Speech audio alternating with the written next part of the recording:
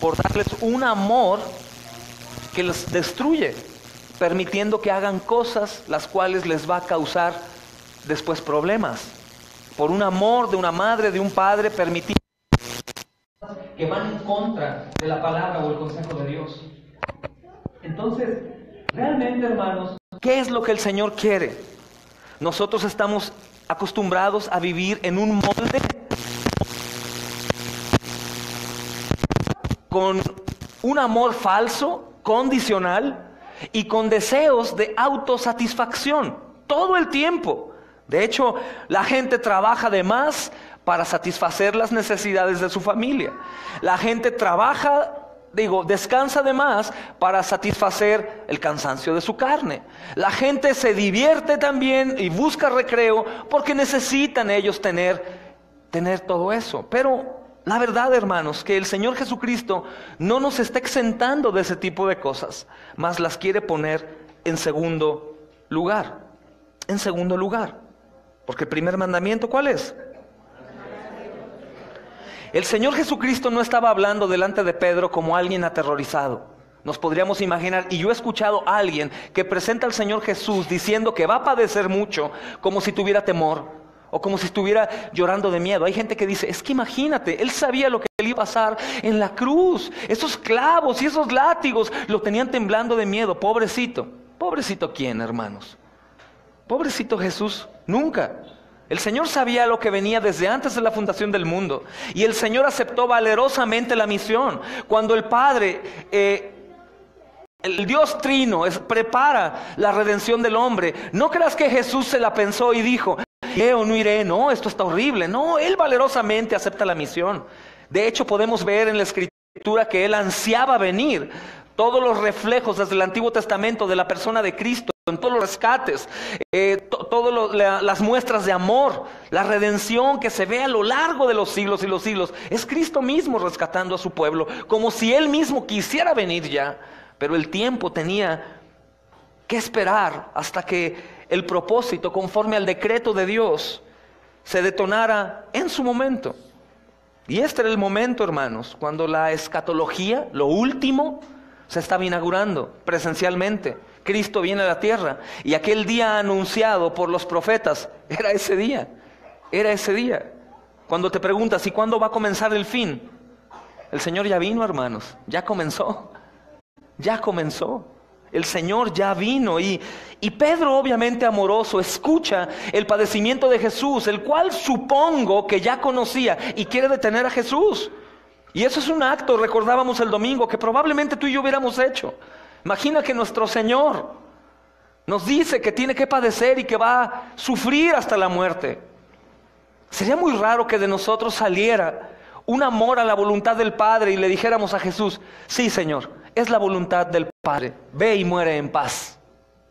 La realidad que no, trataríamos de detenerlo como Pedro, porque muchos podríamos pensar, ese Pedro, siempre en contra de la voluntad de Dios. Nosotros también hubiésemos intentado detener a Cristo, pero Pedro, como nosotros, no entendía y no entendemos, hermanos, lo que Cristo estaba por hacer.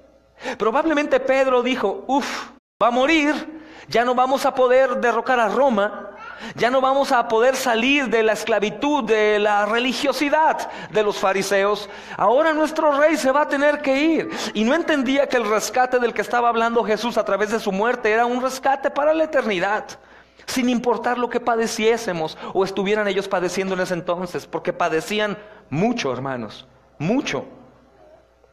Entonces Pedro inmediatamente fue a Cristo y lo reprende. Lo tomó, dice la Escritura en el versículo 32, porción B, y lo comienza a reprender. Esa es la palabra. Y puedes notar la ofensa, la osadía de Pedro al hacer eso, al atreverse a ir en contra del Señor. Vemos antes que acaba de identificar a Jesús como el Mesías. ¿Qué quiere decir Mesías? ¿Se acuerdan? Ungido, Salvador, el Señor anunciado, hermanos, el Hijo de Dios, pero ahora lo reprende. Qué valor de Pedro, ¿no? Qué confianza con el Salvador. Primero lo confiesa y se saca un 10. Supongo que ¿quién dicen que soy los hombres? No, pues Juan el Bautista, Elías, los profetas. Y Pedro dice, no, tú eres el Hijo de Dios. Y es como si toda la gente voltea y, oh, Pedro. Y Pedro se sintió muy bien en su carne, como cuando tú y yo decimos lo correcto ante una pregunta. Te sientes muy bien. Pedro se sintió igual, pero inmediatamente el Señor le quita la gloria. Inmediatamente se pone con el Señor a decir, no, Señor, permíteme un segundo. Que esta palabra reprender no únicamente habla de decirle, Señor, ¿qué pasa? ¿Por qué quieres irte? No, reprender habla de una palabra que contiene enojo. Y reprender, hermanos, acomoda perfecto en alguien que tiene autoridad sobre la otra persona. Te pongo un ejemplo. ¿Tu hijo puede reprenderte a ti? Eso es lo que sucedió. Este fue un error de Pedro, tremendo, hermanos. Pero era un error lleno de amor, dirían los carismáticos. Pero era el amor de Pedro por Jesús. Es como el amor nuestro a veces ante el pecado de nuestros hijos o de algún hermano y decimos, bueno, déjalo ya, el amor lo hará, la gracia lo cambiará. Entonces vivimos bajo una disciplina imaginaria que se basa en puro amor. Y no, hermanos, tenemos que reprender el pecado. Y tenemos que decirle al pecador que claro, por gracia será restaurado, pero tiene que arrepentirse. El arrepentimiento es continuo todos los días y todos los días. Todos los días. Primero, hermanos, podemos ver cómo Pedro confiesa y el Señor Jesucristo le contesta en su lengua, en ese entonces, deute opisomou. Dente opisomou es ven tras de mí. Y es una frase traducida en muchas versiones como sígueme. Pedro ha estado siguiendo a Jesús desde siempre y aún en su confesión, a pesar de sus imperfecciones como tú y yo. Pero al reprender a Jesús, Pedro se sitúa al frente de Jesús.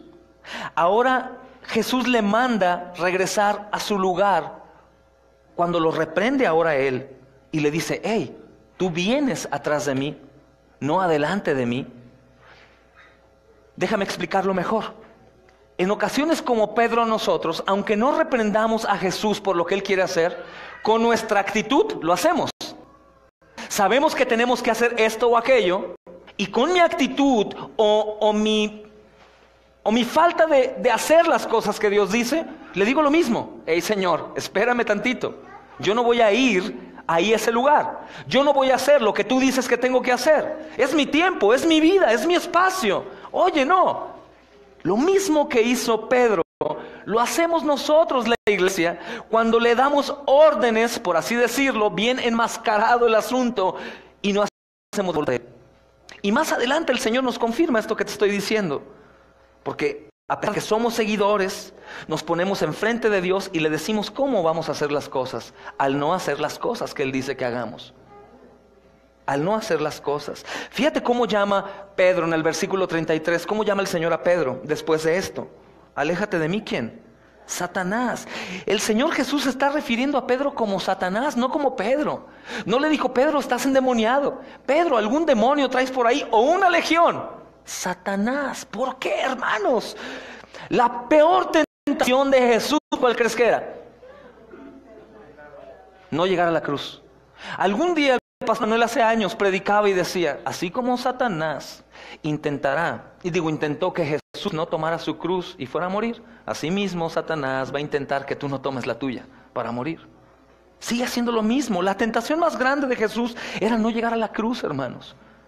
No lo demás, no llegar a la cruz. Obviamente él sin pecado tenía una responsabilidad muy grande, porque la misión a la que venía a cumplir era llegar a la cruz sin pecado, ni un solo pecado. Él hubiera pecado, hermanos, y no existiría oportunidad de salvación para nosotros. Y aquí nos metemos en un dilema porque dicen, es sin pecado y ¿cómo que hubiera pecado? El hubiera no existe. Bueno, hermanos, quiero decirte que aunque él no tuviera pecado, la tentación fue igual de válida que cuando eres tentado tú y yo. Porque hay muchos que dicen, no, es que como era Dios, hombre, 100% Dios, la tentación de él no era válida, porque no había pecado en él. ¿Me doy a entender? La tentación de Jesús fue igual que la tuya y que la mía. La tentación de Jesús fue igual que la tuya y que la mía. Solo que él tenía tanto amor por su Padre, tanta obediencia a la misión a la que fue enviado y tanto amor por ti y por mí, que eso le ocasionaba que fuese imposible fracasar, hermanos. Tanto amor a Dios mismo, a Él mismo, tanto amor a obedecer, que le fue imposible fracasar.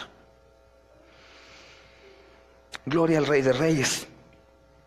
Entonces Marcos relata esta historia, hermanos, de esta manera, para que reconozcamos que la gran tentación del Señor Jesucristo fue el no llegar a la cruz. Y Pedro, hermanos, hace que la tentación sea más fuerte. ¿Por qué crees? Porque Pedro era su amigo. Pedro era su amigo. Y era un acto amoroso. Pero Jesús, el Rey de Reyes, el soberano, sabía cómo Satanás obraba y sabía que hasta su madre la podía usar. Como la usó antes, lo podemos ver cuando van a buscarlo en medio de la reunión que el Señor Jesucristo tenía, y van a buscarlo para sacarlo y arrebatarlo de ahí porque la gente decía que estaba loco. Entonces la familia y la madre dicen, vamos por él antes de que hable más y lo maten o nos maten a nosotros, porque recuerda que en ese entonces si un miembro de la familia cometía un error de blasfemia o algo así, iban por él y por la familia, hermanos. Entonces el Señor Jesucristo sabe que Satanás estaba en Pedro, el mismo Satanás, porque para tentar a Jesús eficazmente no podía ser un demonio, hermanos, tenía que ser el mismo Satanás, el que lo estuvo persiguiendo durante su tiempo que habitó en la tierra, como cualquiera de nosotros. Y la tentación de Pedro es muy fuerte para él, aunque de pronto pasa desapercibida, y más bien vemos el error de Pedro, y la frase que nos impacta es, apártate, Satanás, pero no entendemos por qué el Señor lo hizo. Imagínate, para que el perfecto haya declarado a un amigo suyo como Satanás. ¿Qué tan fuerte sintió la tentación, hermanos? ¿Cómo sintió la tentación que reconoció al padre de la mentira y le dijo, apártate, Satanás? Ahora imagínate el pobre de Pedro. Primero se saca un 10 en su confesión de tú eres el Hijo de Dios y después es reprobado. ¿Se imaginan a Pedro sonrojado? Metiendo la cabeza en algún lado. Un error horrible que el mismo Señor al que sigue le llama Satanás. No sé, hermanos, cuánto tiempo le haya costado a Pedro restaurarse. Pero cuando uno de nosotros es reprendido por alguien de nosotros, la vergüenza y el orgullo duran mucho tiempo ahí. Pedro era bien intencionado, hermanos. Lo podemos ver. Pedro era bien intencionado. Platicábamos el domingo. ¿Quién de nosotros no frenaría a algún hermano escuchando que ya va a partir a Siria sin dinero y a predicar el evangelio fielmente? ¿Quién no le diría, hermano, piénsalo bien? Piénsalo bien. Si cuando vamos a emprender alguna misión o ir a predicar a algún lugar peligroso de los que vamos de vez en cuando, hay hermanos que se acercan conmigo y me dicen, oye, pero tengan mucho cuidado. O sea, el mismo diablo hablando a través de los hermanos para no cumplir el propósito de Dios, cuando dijo, vayan y prediquen a todas las naciones, y no dijo, pero tengan cuidado en ciertos lugares. No, al contrario, el Señor se metía en los lugares más malditos. Prostitutas, cobradores de impuestos, leprosos, y Él los tocaba para bendecirlos y quitar la maldición. Y el Señor quiere que tú y yo nos metamos con esa gente, hermanos. Y es impactante cuando uno cumple el propósito de Dios. Cuando confrontas al enemigo y le hablas del Señor Jesús, aún el que se ve más perdido de todos, tiene la oportunidad. Podría animarme a decir, tiene más oportunidad, hermanos. Porque donde abunda el pecado, sobreabunda la gracia.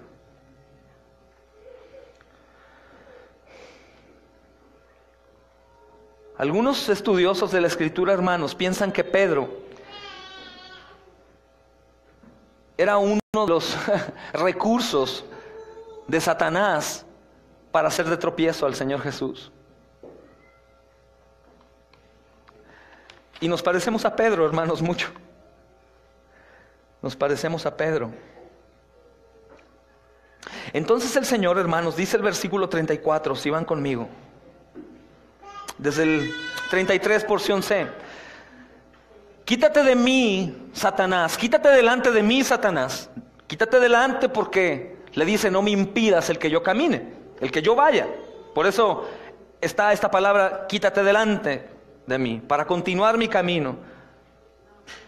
Y después le habla, fíjate bien, no sé si habías notado, dice Satanás, y le habla a Pedro, porque no pones la mira en las cosas de Dios, sino en las de los hombres. ¡Qué terrible! ¿Por qué? Porque primero le llama a Satanás, y no le dice a Satanás que pone las cosas, la mira en las cosas de abajo, sino le dice a Pedro. Pero no cambia el nombre, hermanos. Le habla a Satanás, y parece que le dice a Satanás, tú pones la mira en las cosas de abajo, no en las de arriba. No, hermanos, esta pequeña porción de la Escritura nos habla mucho a nosotros. Siempre que vamos en contra de la voluntad de Dios para con nosotros, la Escritura nos llama así.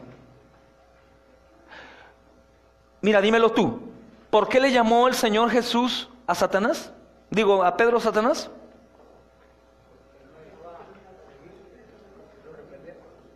No por reprenderlo, pero sí también porque no entendía los planes de Dios y el propósito de Dios. Porque no quería impedir que se hiciese la voluntad de Dios. Cosa imposible. Pero todo lo que se cruza en medio del propósito que Dios tiene para nosotros es tentación, hermanos. Es tentación. Y en nuestras pequeñeces podemos hablar que grandes tentaciones es el no estudiar la Escritura, no meditar en ella, es lo principal, hermanos. No orar lo suficiente cuando el Señor dijo que ores, ¿cuánto? 2 veces al día. Todo el tiempo. No congregarnos, hermanos. No perseverar en la comunión, en el amor, en la generosidad, que la iglesia batalla mucho con la generosidad. Esas cosas, hermanos, reflejan que estamos yendo en contra de la voluntad de Dios. ¿Por qué crees? ¿Por exceso de fe? Por falta de fe. Sabemos quién es Jesús, sabemos lo que Jesús hizo, pero probablemente nuestra visión o está como las personas de Cesarea o como los discípulos. O sea, podemos creer que es el poderoso, que vino y todo, pero dentro de nosotros, en nuestra práctica, hermanos, se ve reflejado que creemos que es simplemente un poderoso y no el todopoderoso. Porque de lo contrario haríamos hasta lo inimaginable. Confiaríamos en todo lo que su palabra dice y andaríamos conforme a la Escritura. Entonces, este título de Satanás no fue para Barrabás, hermanos. Este título de Satanás fue para Pedro, pero por una buena acción que Pedro quería hacer. Pedro lo quería librar de la muerte, hermanos, y el Señor le llamó Satanás. Imagina cómo es todo lo demás que nosotros no llevamos a cabo o emprendemos. Que aún el enemigo nos hace creer que no hay problema. No pasa nada, no hay problema. Es terrible, terrible. Y de inmediato el Señor Jesús, omnisciente obviamente, llama a la gente que no lo es para enseñarles y a sus discípulos. Y les dijo a ellos, no a Pedro. Pedro está aquí acusado, rojo, no saben dónde meter la cabeza. Y les dice, si alguno de ustedes quiere venir en pos de mí, ¿qué dice, hermanos? Niéguese a sí mismo y tome su cruz y sígame. El mensaje de hoy que ha penetrado la iglesia reformada sería, pero tú no te preocupes, tú no lo sigas, su gracia te impulsará y te llevará a seguirlo gratuitamente. Hermanos, qué error tan terrible. El Señor Jesucristo, lleno de gracia, frente a ellos les dice, niégate. Y si dice niégate es porque, ¿qué crees? Porque ya puedes negarte. Antes no podías negarte, ahora ya puedes negarte, porque ya no eres esclavo del pecado, sino eres esclavo del Espíritu. De lo que la palabra habla, el poder del Espíritu, hermanos, a través de la palabra de Dios. Niégate a ti mismo y toma tu cruz y sígueme. Toma tu cruz y sígame. Y esta porción, hermanos, de cualquiera que quiera venir en pos de mí, niéguese a sí mismo, tome su cruz y sígame, nos dice que ser Ser discípulo, sencillamente, hermanos, ser discípulo requiere la negación propia y cargar la cruz. Negación propia. Escuché un mensaje terrible, antibíblico, de unos chavos muy modernos, muy buena onda, que dice, hay dos maneras de seguir a Jesús. Una siendo cristiano y otra siendo discípulo. Siendo seguidor y otra discípulo. ¿Cuál eres tú? O eres discípulo o no eres nada. El cristiano es un discípulo. También lo bueno que el que no lo seas hoy no quiere decir que jamás lo vayas a hacer. Si esto le sucedía a Pedro, hermanos, a nosotros también nos puede pasar. Pero lo que sí podemos hacer hoy es negarnos y seguirlo. Y si hoy llegaste aquí como un no discípulo, puedes salir de aquí como un discípulo, gloria a Dios. Ser discípulo requiere negación propia, por gracia podemos hacerlo. Hermanos, al escribirse este evangelio, los cristianos literalmente cargaban cruces y perdían su vida, literalmente. Los cristianos que seguían a Jesús eran obligados a cargar su cruz literalmente, y a morir físicamente, realmente. Es como hoy en día lo estamos viendo. Llamados radicales. Nosotros en ocasiones somos muy consentidos y sufrimos por cosas que para otros no sería sufrimiento. Pero cuando este evangelio se escribe, hermanos, en realidad estaban padeciendo. Y estas palabras de Jesús se refieren directamente a la situación que el cristiano vive, pero también a la gran promesa que Él ofrece. Porque el final, hermanos, de un discípulo al tomar la cruz no es la muerte, sino es la victoria en la resurrección.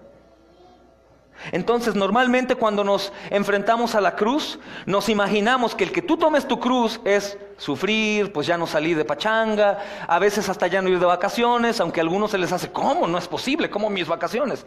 El culto del domingo, hermanos, es algo que no puede perderse bajo ninguna circunstancia, aunque algunos digan, ay, exageraste. Ninguna circunstancia.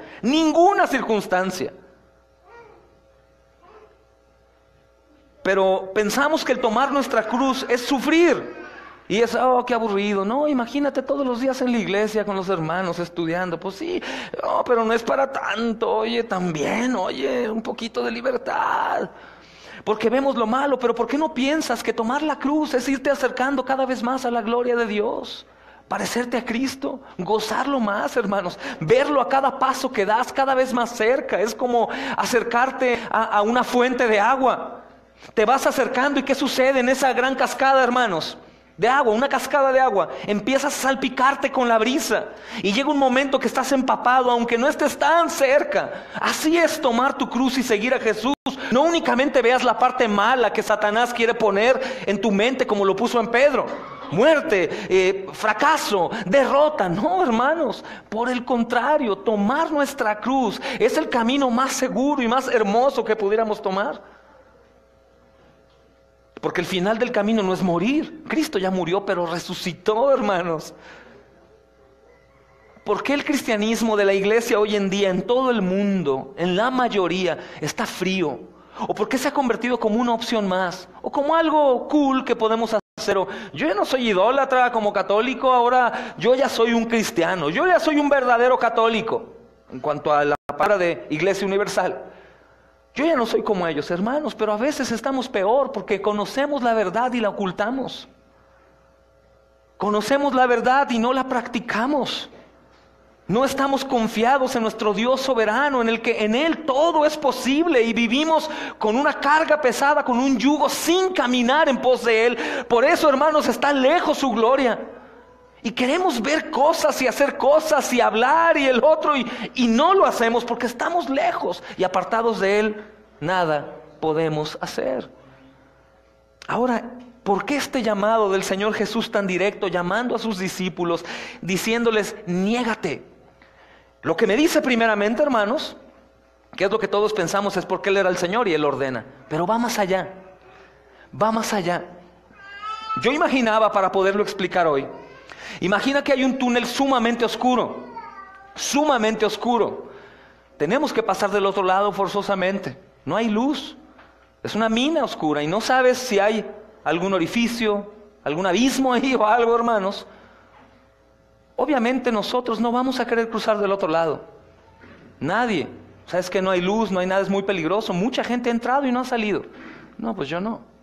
Pero ¿qué pasa si el dueño de la mina te dice, mira, no te preocupes, vete pegado al muro todo el tiempo, aunque no veas nada, no hay piedras, limpiamos el camino, todo derecho, y en un rato más vas a salir del otro lado? ¿Es diferente o no? Es lo que el Señor Jesucristo hace. Dice, hijos, están medio ciegos. Ustedes no quieren seguirme. Su carne tiene mucha fuerza y mucho dominio sobre ustedes. Ustedes quieren únicamente complacer sus necesidades. Ustedes quieren buscar lo suyo, satisfacerse en todos, pero esa es parte de la condición del pecado. Eso es parte de la condición del pecado. Hijos, están como medio desmayados, están como noqueados. Es normal, no se preocupen, pero tomen su cruz y síganme. Y cada vez van a estar más cerca de la luz.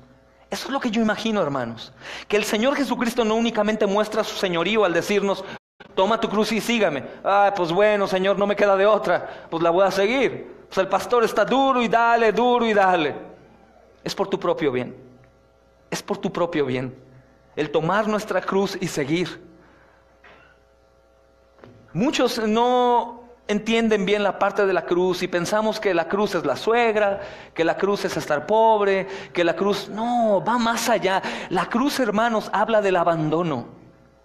Porque el propósito, hermanos, en el sufrimiento de Cristo fue el abandono del Padre. Entonces la cruz es soportar cualquier cosa y cualquier turbación, tribulación o aflicción y continuar en pos de Cristo. Porque precisamente el fracaso de muchos cristianos es cuando en el camino se encuentran pruebas y dices, no, mejor yo ya no. Entre más me comprometo, más problemas. Entre más sirvo, más pruebas. No, mejor de lejitos. Estaba mejor de lejitos. Cuando te comprometes al 100% y cuando entregas tu vida a Él sin importar nada más, cosas suceden. Esa es una verdadera vida de adoración. Adoración no es cuando cantamos las canciones despacito, así románticas. Adoración es un estilo de vida, hermanos.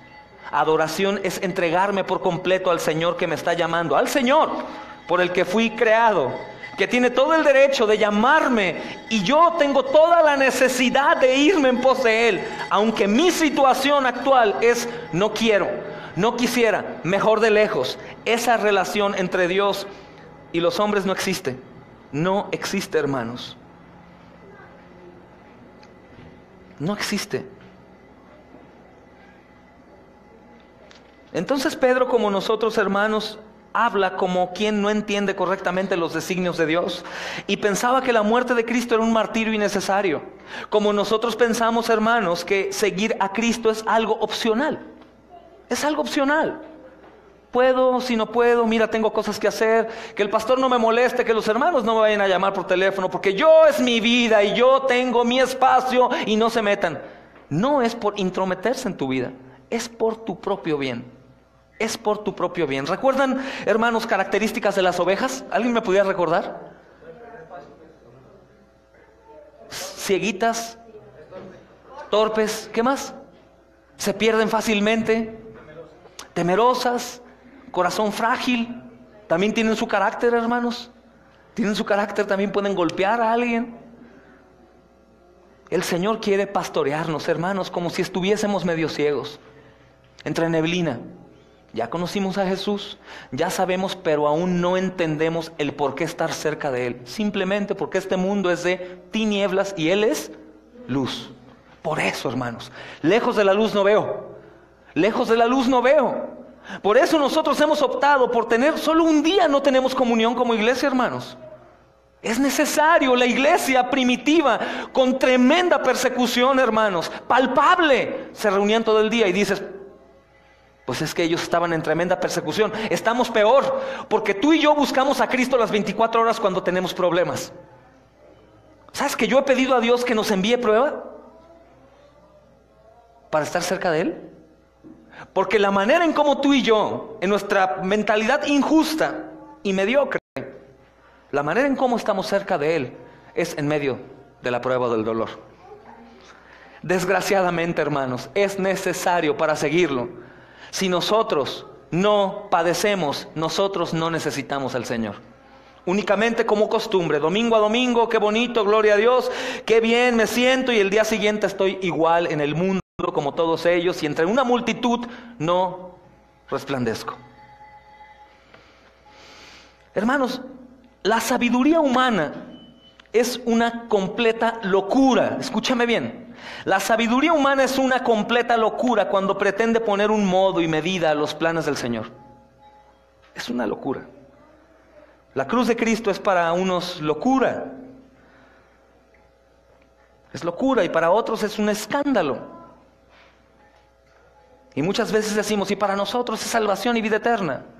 Porque hablamos tantas palabras tan fácilmente, pero practicarlas tan difícilmente, hermanos. Tan difícilmente.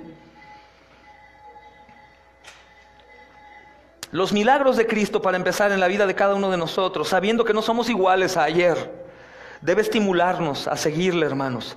Cueste lo que nos cueste. Cueste lo que nos cueste. Porque su misión le costó la vida.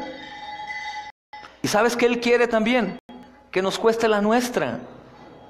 Pero no para morir y fracasar, sino para vivir. Más adelante nos define esto el Señor acerca de la vida que tanto atesoramos, nuestro tiempo, nuestra vanidad, hermanos, nuestra avaricia. El querer atesorar tantas cosas, tanto descanso, tiempo, tanto recreo, tantas cosas. Lo vemos en perspectiva externa, como cristianos decimos, ¿y todo eso para qué? ¿A dónde te lleva? ¿De qué te sirve? Pero la condición del pecado en este mundo, hermanos, es muy turbia. Es muy turbia, es como un chapopote en donde estamos nadando. Ya sabemos que hay ahí una luz, pero seguimos como incrédulos, caminando, queriéndole decir al Señor cómo hacer las cosas y no hacerlas a su manera. No hacerlas a su manera, hermanos. Pero cuando Cristo nos invita a ir en pos de Él, el Señor es muy bueno, hermanos, porque nos llama y nos dice, va a haber dificultades, va a haber problemas, va a haber dolor, va a haber aflicción, va a haber abandono, va a haber traición. Y es hermoso cuando tu padre o tu madre te dicen acerca de lo que puede suceder. Porque cuando llegue, dice el Señor, no vas a sorprenderte, sino vas a estar enterado de lo que iba a suceder. Vamos a pasar, hermanos, por peligro al ir a servir a algún lugar. Vamos a pasar por abandono. Vamos a pasar por muchas cosas, digo, a nuestro nivel, porque definitivamente, decía yo al hermano Jonathan en la mañana, si comparamos nuestros padecimientos con los padecimientos de los hermanos que están sirviendo en lugares de persecución, no es absolutamente nada, hermanos. Ellos están padeciendo, comen ratas, los hacen de sus necesidades los guardias encima de ellos, los tratan como perros, los llaman perros de hecho, los llaman perros, los patean, los desnudan, los mojan en la madrugada, los tienen en calabozos en su propio excremento, no, como ratas de cloaca, hermanos. Pero ¿saben lo que les espera a nuestra amada familia en la eternidad?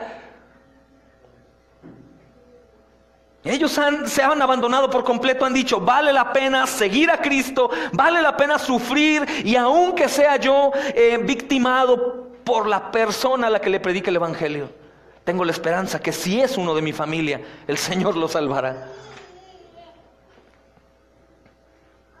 Y tomar, hermanos, nuestra cruz para nosotros en nuestro nivel, comienza primeramente con no negarnos a su llamado. Con no negarnos a su llamado.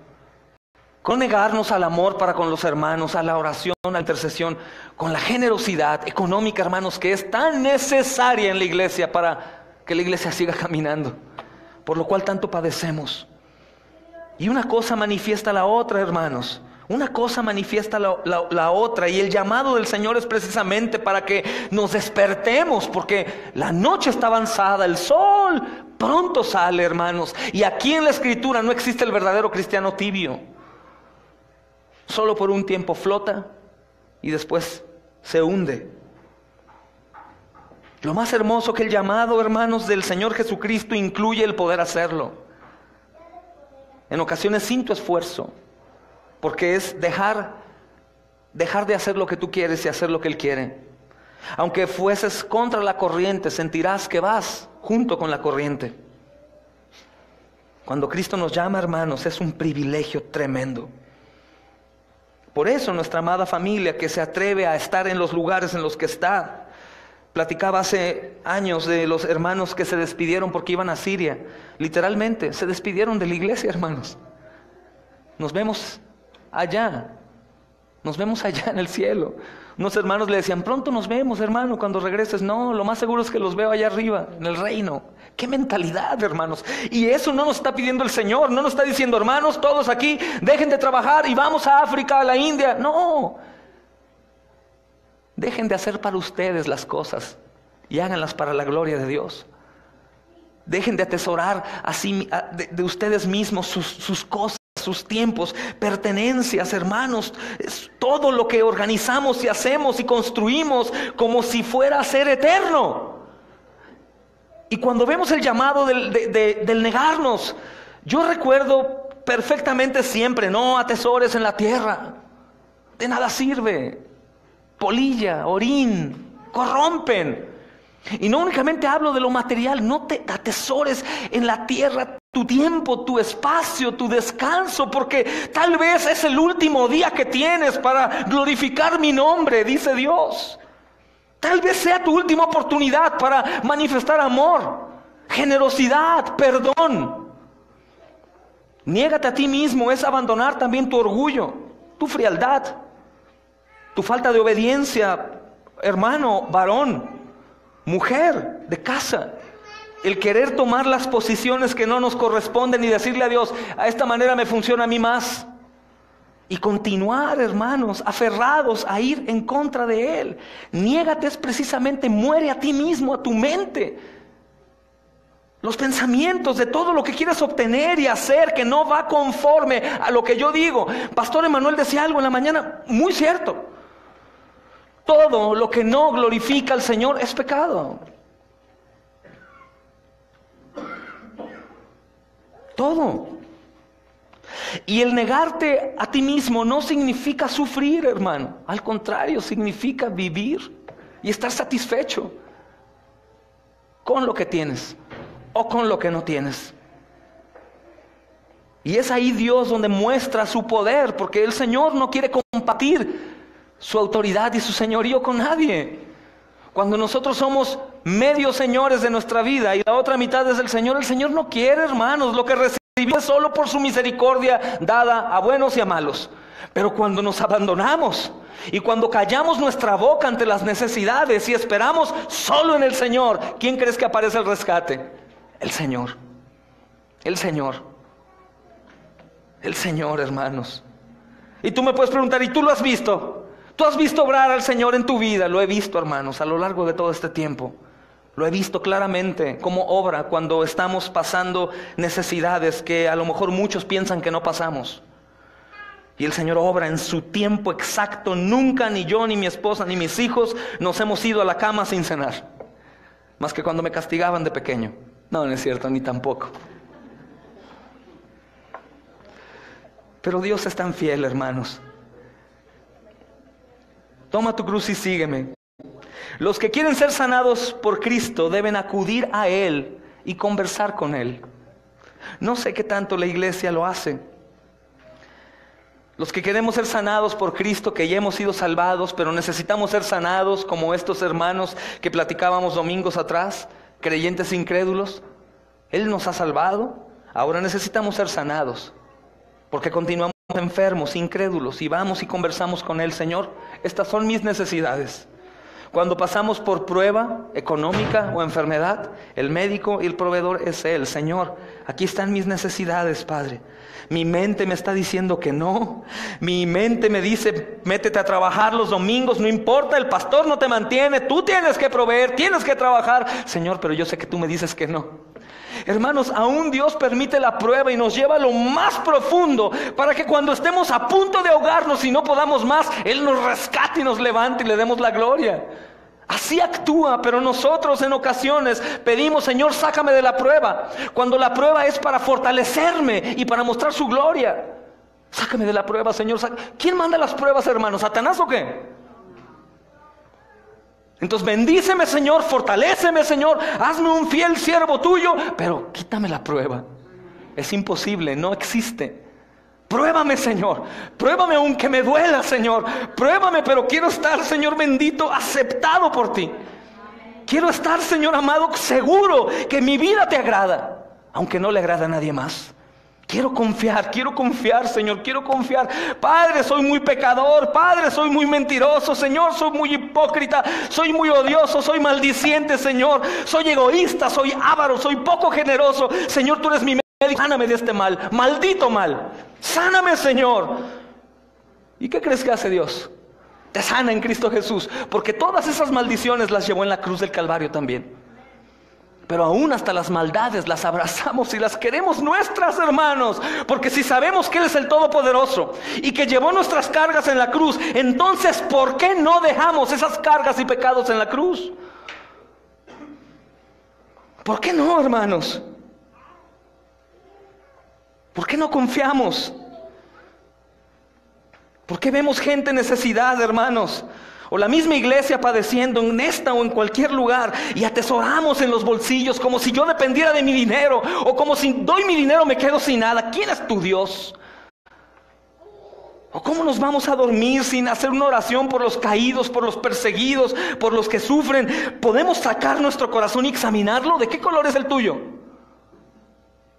¿De verdad es un corazón de sangre que palpita por amor, por servicio, por generosidad? Entonces, ¿qué esperamos para decirle, Señor, o dame el corazón nuevo que tu palabra dice que voy a recibir, Señor, o sana el mío, porque aunque es nuevo, Señor, está demasiado herido, demasiado sucio, Señor? Es increíble, hermanos, el que busca remedio en Jesús. Todos los milagros que vemos no nos anuncian únicamente lo poderoso que es Dios para sanar lo físico, sino lo poderoso que es Dios para hacer todo. Para hacer todo. Hermanos, el que busca remedio a sus males físicos los obtenía con el Señor. El remedio. El leproso iba sanado, el ciego iba sanado, el sordo iba sanado, el cojo iba sanado, prostituta que no podía dejar de fornicar, sanada también. De inmediato, hermanos, de inmediato. Pero lo que sucede es que nosotros nos negamos a la voluntad de Dios. Y no digo mi amada iglesia únicamente, la iglesia, el cuerpo en general. Tantas cosas, hermanos, tan hermosas que el Señor tiene para nosotros como su iglesia, y nos perdemos de tanto brillo, tanta luz, tanto poder por atesorar lo nuestro. Mis sentimientos, mi amor, mi tiempo, mi descanso. Y nos perdemos, hermano, de lo más hermoso, de convivir, de dar a la iglesia, de amar a la iglesia. La iglesia es lo único y más amado por Dios en la tierra. ¿Puedes creerlo? ¿De qué eres parte? ¿De la iglesia de Cristo? ¿Del cuerpo de Cristo? Negarnos a nosotros mismos es abandonar, hermanos, nuestros pensamientos y acudir al médico todos los días. Convocar a la familia a reuniones 3, 4 veces al día si es posible y tu trabajo te lo permite hacerlo. Meditar en su palabra, orarla. Señor, dame sabiduría, Padre, dame entereza, dame coraje. Amar a los vecinos, a la familia que están corriendo al infierno. Negarme a mi propio yo para confesarlo a Él, en verdad. Porque hoy en día todos aquí lo hemos confesado. La mayoría vinieron de esa corriente del te confieso con mi corazón y te recibo con Él. Pero todos decimos que lo hemos confesado. La segunda es, ¿en verdad te has negado? Porque no puedes confesarlo y seguirlo. Tienes que confesar, negarlo y seguirlo. Probablemente estamos siguiendo como aquellos hombres y mujeres que te platicaba, que iban cantándole al Señor Jesús alabanzas y fiesta llevaban y decían, Cristo es mi Salvador. Y el Señor iba por allá sufriendo y estos iban en la fiesta para allá. Puede ser, hermanos. Puede ser.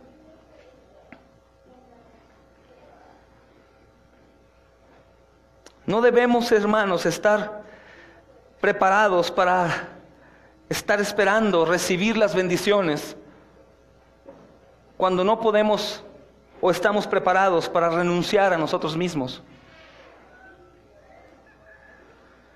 Muchas veces pensamos que hemos sido bendecidos directamente y fielmente de parte de Dios, y sí es así, pero la mayoría es de una manera indirecta. Es decir, así como el Señor bendice a los injustos, hemos sido bendecidos nosotros también. Así como le llueve a los malos y los asesinos cortan una manzana y se la comen y gozan de cargar a un pequeño bebé, así nosotros, hermanos, cuando vamos en pos del Señor, cuando nos abandonamos a nosotros mismos y renunciamos a todo lo terrenal que llama nuestra atención y dejamos como número uno al Señor, aún siendo ineficaces y pecadores, cuando nos entregamos por completo, doy testimonio fiel que el Señor está contigo cuidándote y proveyendo todo lo que necesitas. Doy testimonio fiel, hermanos, que en ocasiones puedes sentir hasta su mismo abrazo de noche cuando vas y te acuestas temeroso. ¿Cómo voy a hacer mañana? ¿Y qué vamos a comer? ¿Qué vamos a hacer?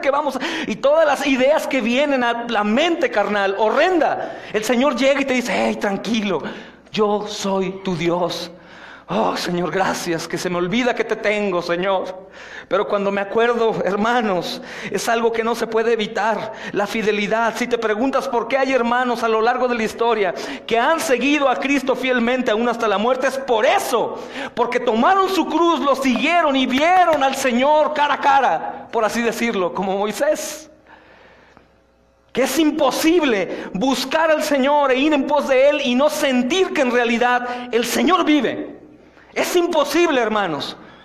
Los que no lo saben es porque no han tomado su cruz y lo han seguido. Es eso, hermanos, el llamado del Señor, el negarnos. Porque cuando el Señor nos invita a seguirlo, hermanos, es una invitación. La Biblia lo llama, es una invitación a cenar con Él en una mesa servida para reyes.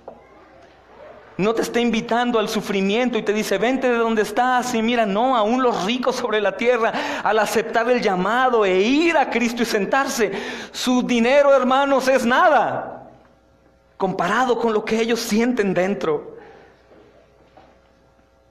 Abandonar nuestra mente, aún nuestros supuestos buenos deseos, como con Pedro. Buen deseo, Pedro, tuviste, y algún día se lo podremos decir cara a cara: Pedro, yo hubiera hecho lo mismo que tú, pero el Señor tenía que morir. No siempre la voluntad de Dios es agradable para nosotros, pero es perfecta. Es perfecta, hermanos. En este tiempo que estamos pasando de aflicción, no sabemos qué plan el Señor tenga para lo que estuvimos orando en la mañana. Pero venga lo que venga, hermanos, nos vamos a portar varonilmente y hermanos, y vamos a amar y soportar y ayudar, si así fuera. Y no podemos decirle a Dios por qué. Porque Él nos va a contestar: ¿y por qué no?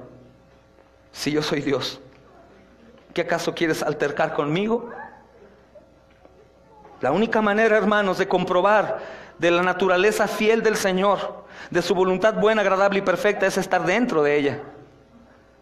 De lo contrario, ante los ojos del mundo es: mira, a ese Dios siguen, y tu Dios te va a devorar un león. ¿Y tu Dios en dónde está para rescatarte? Ah, estás pobre, no tienes dinero. ¿Y tu iglesia y tu Dios en dónde está? Ah, estás enfermo, y a ver, dile a tu Dios que te sane. Eso es lo que el mundo piensa. Pero nosotros, hermanos, creyentes verdaderos, tenemos que decir que aunque el mal se levante contra mí, que aunque ande en valle de sombra de muerte, diremos: no temeré mal alguno, porque el Señor está conmigo. Y eso es algo que tienes que repetirte y practicarlo y repetir, porque todos aquí pasaremos por aflicción. Todos. ¿Crees que Pedro pecó, hermanos, al ir en contra de la voluntad de Dios? Tú también pecas cuando vas en contra de su voluntad. Tú también pecas cuando vas en contra de su voluntad. Por eso, hermanos, aunque suceda lo que no queremos que suceda, nuestra mente está en ese llamado. No te llamo a muerte, sino te llamo a victoria. Y aunque todas las cosas peores vengan a nuestra vida, qué privilegio sufrir por Él, pero que vinieran todas las cosas peores en nuestra vida, tengo por cierto que las aflicciones del tiempo presente no son comparadas con la gloria venidera que en nosotros ha de manifestarse en Cristo Jesús. Eso dice el apóstol Pablo. ¿Tendrá experiencia el apóstol Pablo, hermanos?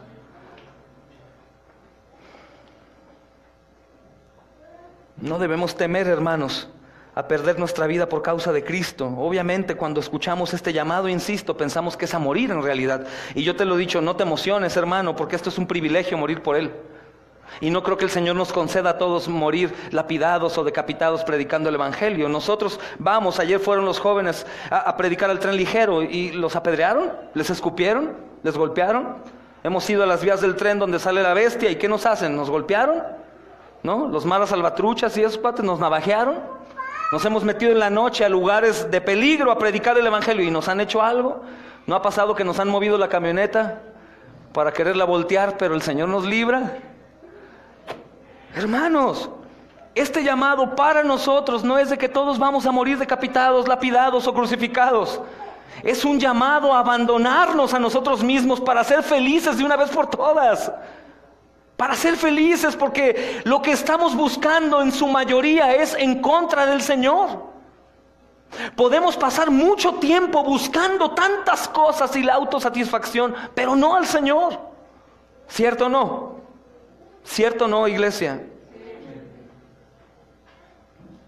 Pero el Señor a lo que nos llama es a vivir en plenitud, en gozo. El Señor nos dice, medita en mi palabra, ocúpate de la lectura, por un bien, por un bien. El Señor nos dice que sirvamos como Él, por un bien. El Señor nos dice, toma tu cruz y sígueme, por un bien, no por un mal. Porque nos quiere cerca. ¿Por qué? Porque somos suyos. ¿Por qué? Porque nos compró con su sangre, hermanos. Es que no soy feliz, pastor, y tengo tantas cosas. Bueno, ¿tu aflicción es porque sirves mucho? No, entonces es pecado. Arrepiéntete y sigue a Jesús. Qué bendición que nos acercáramos y platicáramos. Mira que estoy batallando tanto porque estoy sirviendo allá. Fui a predicar acá, estoy haciendo esto, estoy depositando mensualmente una ofrenda para las misiones. Estoy haciendo esto, el otro, limpiando, sirviendo. Hermano, tenemos que orar por ti porque tanto servicio genera ruido con los ejércitos de las tinieblas. Tanta entrega genera ruido. Las tinieblas quieren tu cabeza.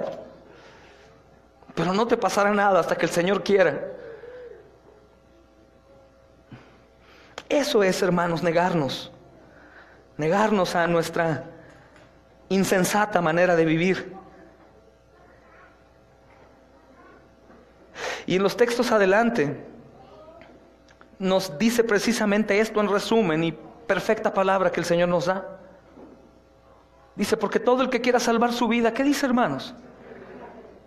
Mi vida, mi dinero, mis hijos, mi esto, mi otro, mi descanso, mi cuerpo, ¿Quieres hacer eso y quieres conservarla?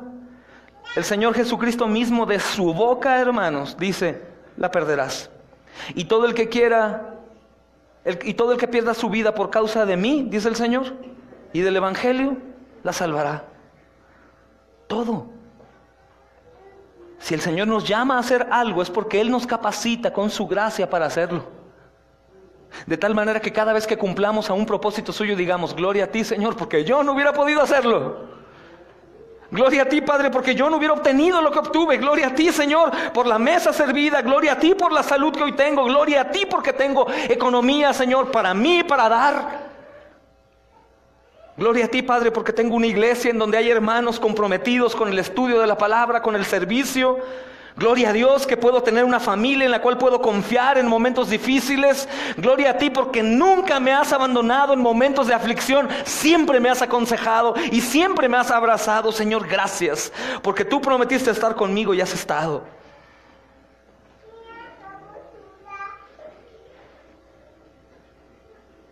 Hermanos, el Señor nos dice que cualquiera que pierda su vida, cualquiera que esté dispuesto a perderla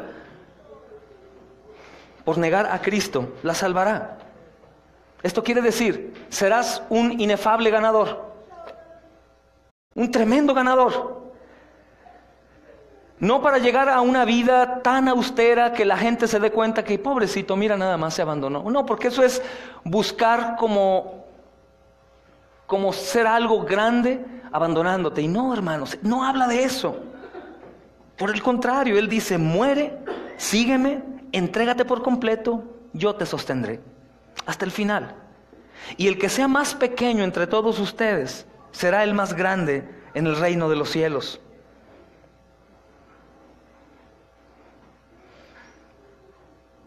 Dime una cosa, ¿hasta hoy has recibido del amor y la misericordia y el cuidado de Dios? ¿Qué crees que tengas como recompensa al entregarte por completo a Él? A conocerlo en su escritura, hermanos, a reunirte con la iglesia, a desearla, a poner en oración todas tus necesidades, a dejar de cometer el error de presentarnos a los demás cuando algo necesitamos en lugar de presentarnos al Señor por completo. Aun cuando tienes que dar de tu tiempo o de tu descanso para seguir al Señor fielmente. ¿Qué recompensa crees que vayas a tener? Al mismo Cristo, llamándonos, ven en pos de mí. El Señor hubo un momento que dejó de caminar. ¿Y qué hizo cuando dejó de caminar?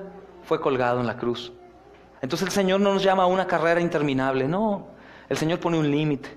Toma tu cruz y sígueme. Yo te voy a ir perfeccionando. Como el ciego, te voy a dar vista. Te voy a seguir enseñando. Te voy a decir cómo has de vivir, cómo has de padecer. Pero no te preocupes, todo lo tengo yo bajo control. Y en mí, ustedes son más que vencedores. Entonces, no todas las palabras tan hermosas de promesa, hermano, las vivimos hoy en día. Las viven aquellos que se niegan a sí mismos y ¿qué hacen? Los siguen fielmente. Porque dejemos, hermanos, de estar ciegos. El Señor nos ha dado vista. Y dejemos de autoengañarnos a nosotros mismos diciendo, ay, sí, gloria a Dios, estoy en la gloria, y no manifestarlo. Dice Santiago, una fe sin obras es, ¿una qué? Una fe muerta. Y no habla de buenas obras, hermanos. No habla de buenas obras, sino habla de aquellas obras que el Señor Jesucristo quiere que haga su iglesia. Hay un hombre que se llamó Hopper, era un pastor. Y la noche anterior a su martirio dijo, es cierto que la vida es dulce y la muerte es amarga, pero la muerte eterna es más amarga y la vida eterna es más dulce. En el momento que fue martirizado. Entonces la ganancia de todo el mundo con pecado, con desobediencia, hermanos, con propio señorío, es una ruina completa. Una ruina completa. El dinero, por ejemplo, puede comprarlo todo, hermanos, en este mundo, menos la vida misma, mucho menos la salvación.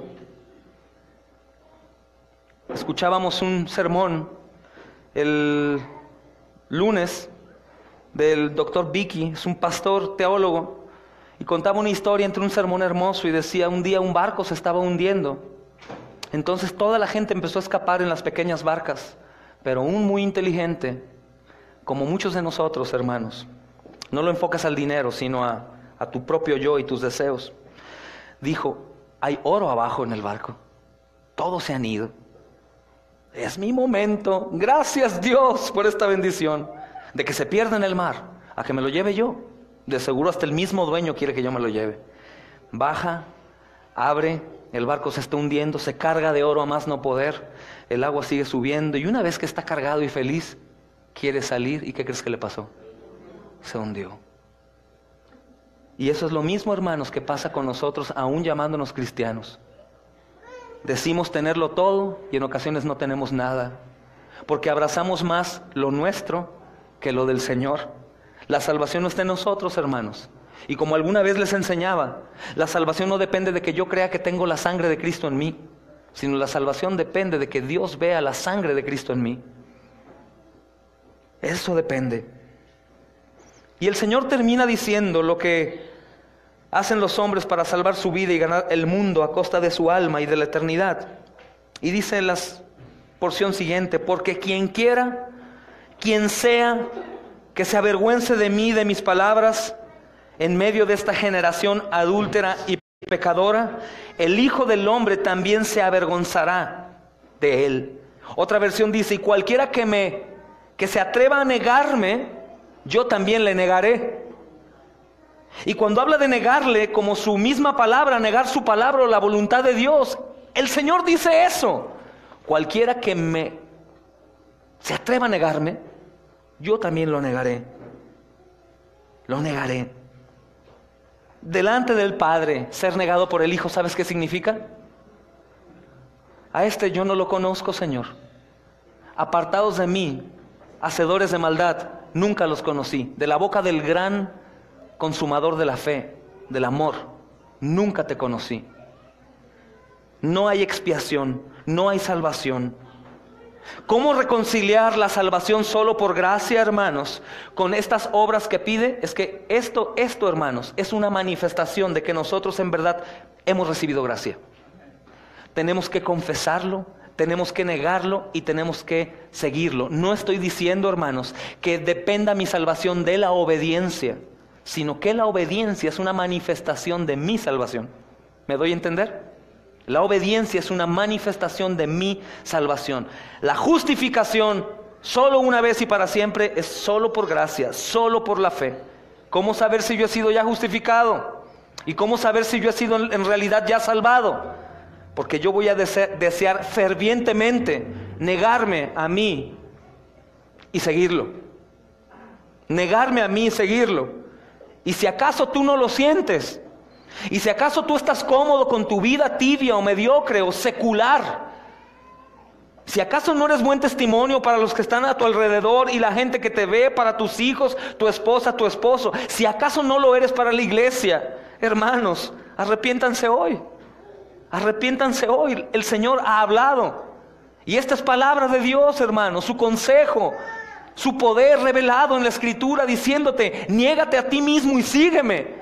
Si acaso es tu pecado que estás practicando, adulterio, odio, celos, fornicación, aborrécelo, porque eso fue lo que llevó el Señor en la cruz. Eso fue lo que llevó el Señor en la cruz. Abandónalo. No hay más relación de las tinieblas con la luz. No cargues más la peste, no cargues más la lepra, no cargues más la suciedad. La sangre de Cristo te ha lavado.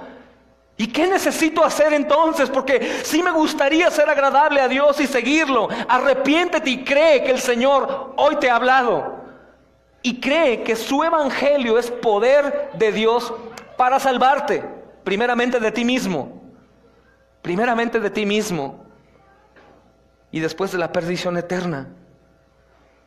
Si alguien se preguntara entonces, así como hoy, como hasta hoy estoy, ¿podría aún alcanzar misericordia y gracia? Hermanos, si hoy estás aquí respirando es porque el Señor quiere salvarte, que te compró con su sangre y que hasta la última gota fue para ti.